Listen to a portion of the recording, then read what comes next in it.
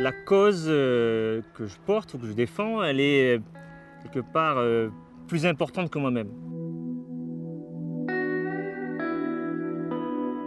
Dans notre combat quotidien, il y a parfois des jours où on a envie de baisser les bras, mais pourtant, à force de passion, on arrive à inverser la situation.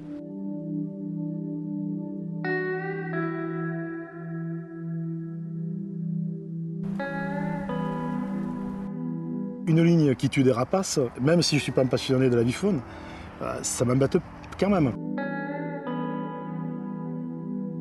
On a essayé de montrer que la société avait changé et qu'effectivement, électrocuter un oiseau dans les années 70, c'était indolore pour l'entreprise.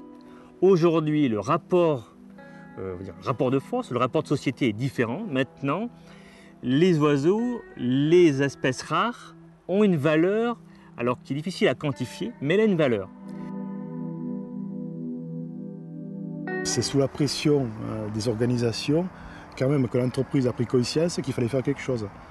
Maintenant, on n'est plus dans la pression, je dirais dans le partenariat, c'est l'évolution qu'il y a eu.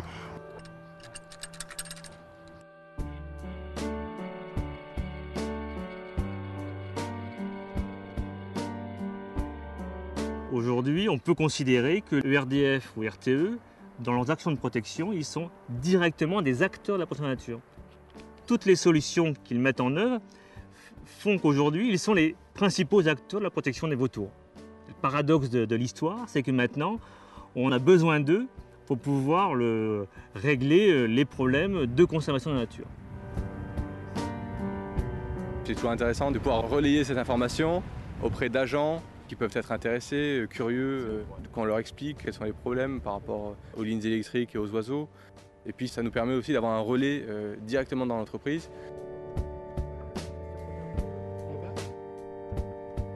Ce qu'on a posé sur le transformateur aujourd'hui, ça n'a pas qu'un emploi pour les oiseaux en fait. Les protecteurs qui sont en haut sur la ligne, qui protègent que les fils, ceux-là sont pour les oiseaux réellement. Et tout ce qui est sur le transformateur, les capuchons et tout ça, ça sert aussi pour les écureuils, pour les loirs, pour les rats, pour les fouines qui peuvent grimper au poteau et aller s'électrocuter. Nous bousiller un transformateur à nous, parce que ça arrive aussi, mais bon, surtout s'électrocuter quoi. Donc autant traiter le problème dès qu'on peut le traiter quoi. On découvre une espèce qui niche sur un pylône, on arrive à recevoir l'information et très rapidement on peut mettre en place des actions parce qu'on constate qu'il va être un problème. Et donc ce serait une action qui serait bien de pouvoir généraliser en faisant en sorte que chaque relais local de RDF soit informé de la thématique, de la problématique et sache vers qui se retourner.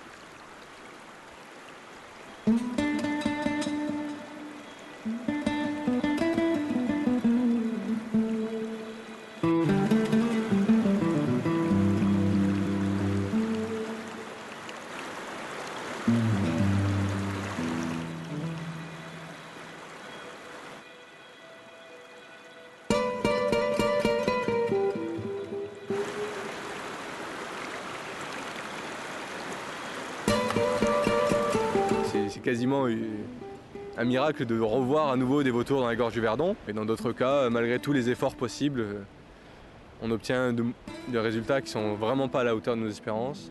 Mais bon, voilà. Donc on est à la fois des fois parfaitement découragé et puis dans d'autres cas où la situation vraiment change, évolue vraiment dans le bon sens, ça redonne du baume au cœur pour continuer tous les combats.